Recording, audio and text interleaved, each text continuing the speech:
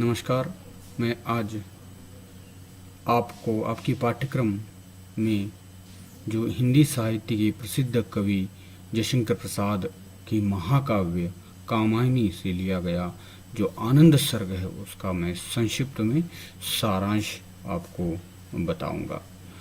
अब आनंद सर्ग में श्रद्धा, मानव, ईड़ा और मनु ये चार मुख्य पात्र हैं। यहाँ जब श्रद्धा मानव को ईड़ा के पास छोड़कर चली गई तो ईड़ा ने जाके सहयोग से सारस्वत नगर की पुनः व्यवस्था की और जिसका परिणाम ये हुआ कि सारस्वत नगर के सभी निवासी पूर्ण धान्य से युक्त हो गए और ये पारस्परिक भेदभाव भूलकर आपस में फिर से एक हो गए और एक परिवार की बातें रहने लगे। एक दिन ईड़ा और मानव के साथ सरस्वत नगर के निवासी भी कैलाश पर श्रद्धा और मनु के दर्शन के लिए चल दिए। यात्रियों का यह दल नदी तथा पर्वत की रमणीयता को देखता हुआ धीरे धीरे आगे बढ़ रहा था। इनके साथ धर्म की प्रतिनिधित्व वर्षभ भी था जो धर्म का प्रतिनिधित्व कर रहा था, जिस पर सोमलताएं लदी हुई थी, जिस पर लटकता हुआ पंटा निरंतर जो घंटा है मधुर नी करता हुआ बज रहा था। मानो एक सब इसके रस्सी पकड़े हुए दूसरे हाथ में बील लिए हुए था।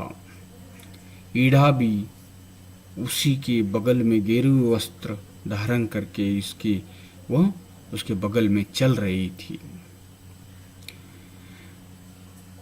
इसके पीछे सारस्वत नगर के स्त्री पुरुष बच्चे सभी लोग धीरे धीरे इस प्रकृति का आनंद लेते हुए आगे बढ़ रहे थे। एक बच्चे के आग्रह के कारण ईड़ा ने उसे शांत तपोवन की कथा सुनाई और वो बच्चे पूछ रहा था कि माता आप इतनी देर से कह रहे हो कि हम अभी आएगा, लेकिन आप कहाँ जा रहे हैं, कब वो प्लेस कब आएगा, वो जगह कब आएगी, वो पता नहीं मुझे। तो वो कहती है आप उस ईड़ा से जाकर पूछो, वो आपको विस्तार से समझाएगी। उस समय ईड़ा उस तपोवन की कथा उस बच्चे को सुनाती है, जिसके यात्रा करने का सब यात्री जा रहे थे।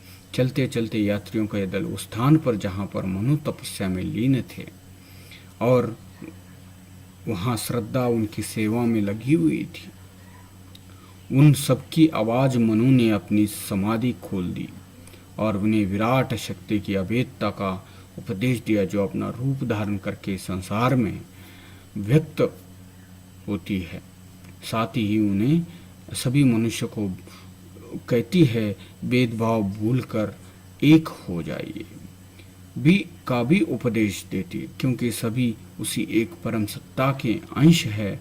श्रद्धा इस उपदेश को सुनकर मुस्कुराई, जिससे समूचे कैलाश पर्वत पर एक दिव्य और आनंदपूर्ण वातावरण उत्पन्न हो गया। उस समय सर्वत्र आनंद और सुख का ये था। हिमालय के उस दिव्य अलौकिक दृश्य को देखकर सभी जो सारस्वत नगर के सभी लोग आनंद से वह पारस्परिक भेद को भूलकर स्वयं को दूसरे से अभिन्न समझने लगे। उस समय जड़ और चेतन का भाव विलीन हो गया। सभी समरसता का अनुभव करने उन्हें एक विराट चेतना शक्ति ही सभी में फोड़ा करती हुई दिखाई देने लगी और सभी अखंड तथा आनंद में डूब गए। तो इस तरह से ये संक्षिप्त में जो आनंद सर्ग का जो सारांश मैं इस वीडियो के माध्यम से बताया हूँ।